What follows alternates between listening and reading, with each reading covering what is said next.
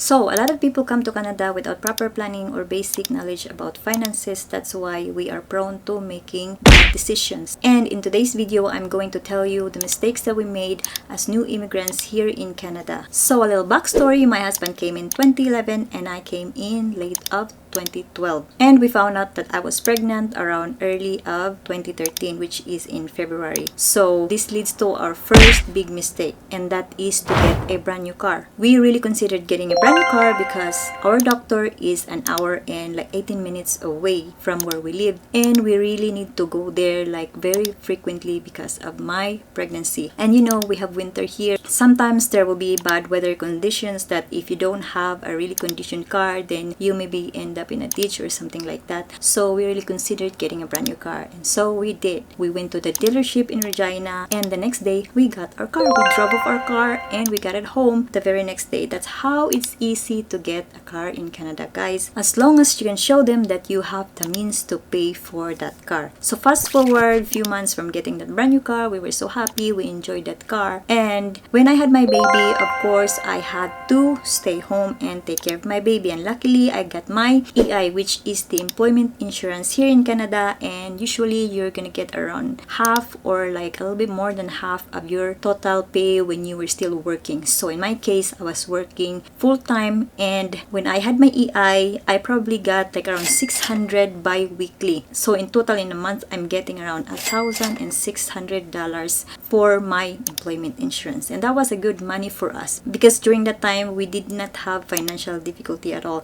My husband had a part-time job and we had a bit of cash laying around. So for us, we were in good place financially. And as you maybe already know it, EI will be done in about a year and a little bit more than that if you are on maternity leave. But when my employment insurance pay was done, I could not find a job that fits well with our situation, with our schedule. So my husband was working full-time, and of course I have to fit in the remaining hours in a day where my husband will be already home so he can take care of the baby while I'm working. And it's hard to find a job when you are in that kind of situation because a lot of people are also looking for a job where they have like a full day availability while you only have a couple of hours available. So it took like 6 months before I got a job. And while we were in the middle of all this, we made our mistake number 2, which is moving to a different city. So from the city that we lived in when we landed, which is in Weyburn, we moved to Saskatoon. And Saskatoon is a lot bigger city than Weyburn. Weyburn is just a really small city,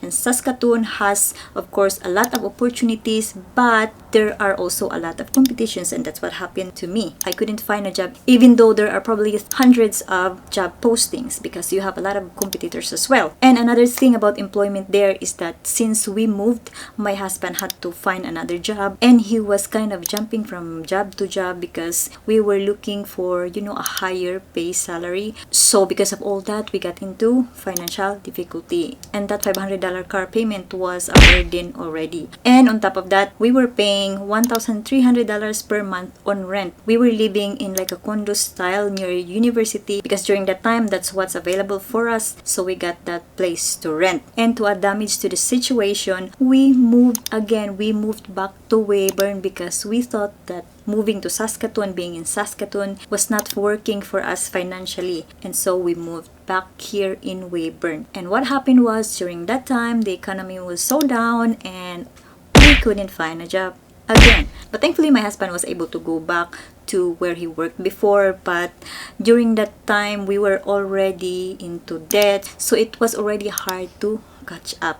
And speaking of that, we made our third mistake, which is going into debt because we did not know what we're doing. And the big mistake related to that is that we didn't do any financial research or educating ourselves when it comes to like credit cards and like how interest works, because in reality we only need the basic financial education when it comes to these things so that we can avoid mistakes. One example of a mistake that we made that I can tell you is that we kind of signed up or registered into some kind of MLM stuff just because by the time we were chasing for additional income already, and so we were vulnerable because we constantly were looking up on how to get more money coming in, how to get more income, because we're already in debt. And because of that, we went into more debt. We get to know new people, and those people may refer you MLM companies, and you will sign up just because you think that you're going to make money out of it. But since you don't know what you're doing, you're gonna end up just losing that money because you will not make any money. That's why, guys, be careful, or you have to do a thorough research before you sign up into something, especially if you have to pay for it.